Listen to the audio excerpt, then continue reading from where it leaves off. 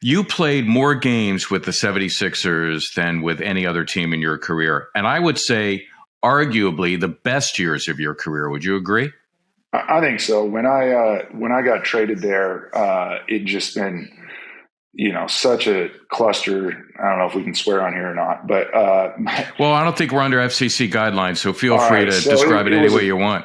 it was a cluster fucking Sacramento. I had three coaches in 3 years. It was kind of the changing of the guard from the golden era of the Adelman teams into what took now close to 20 years to get the franchise back on track, and just a tough, opportunity to play, but not as good an opportunity to develop and not really playing meaningful basketball. And then when I got traded to Philly, coming in right away with a coach like Doug Collins and a roster full of veterans that were trying to win was very refreshing from my standpoint, because it was the first time that I'd really, as a professional, been a part of playing basketball that really mattered. I'm going to say that Doug Collins, not only one of the sharpest basketball coaches I ever met, but one of the smartest people I ever met. What was your impression, and how did he help you? I think he was just what I needed. He demanded a high level of accountability from everybody. His system defensively right away was something that if you didn't buy into it, you weren't going to have the opportunity to play.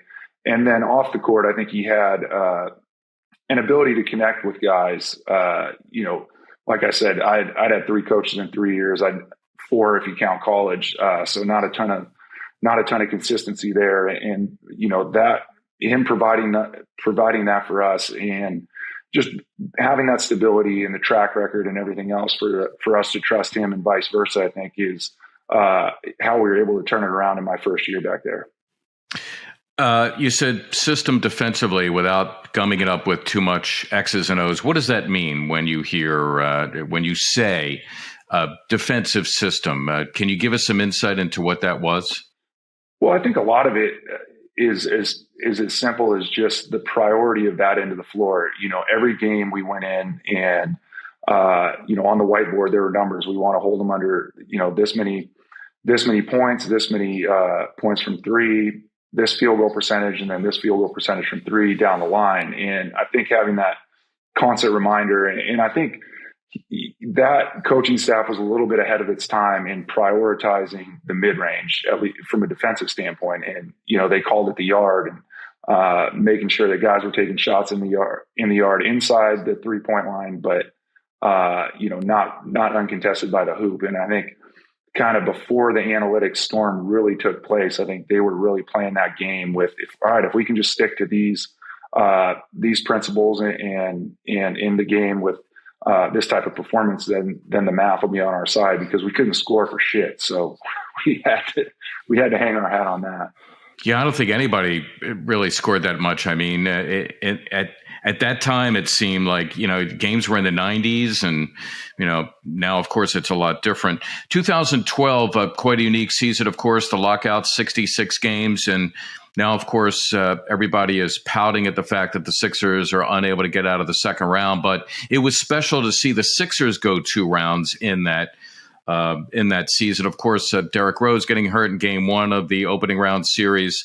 Joakim Noah, I think, tweaked his ankle. What do you remember specifically? And I'm going to reference game 6, the clincher at Wells Fargo Center. To me, was the highlight of that year. Yeah, I mean, that was probably that when Andre hit those free throws. That was one of the best moments of my basketball career. Him running over, jumping on the table, the back and forth down the stretch. Getting the opportunity to foul their center when we didn't think he'd come anywhere near touching the ball, and having him, I can't remember if he missed 1 or 2, but he missed at least one of them that mattered. And then just, not calling timeout. I know that's been a big kind of point of contention back and forth this year with, especially with the Celtics, letting Andre kind of go with a head of steam and then draw the foul and step up and make probably 2 of the biggest free throws of his career.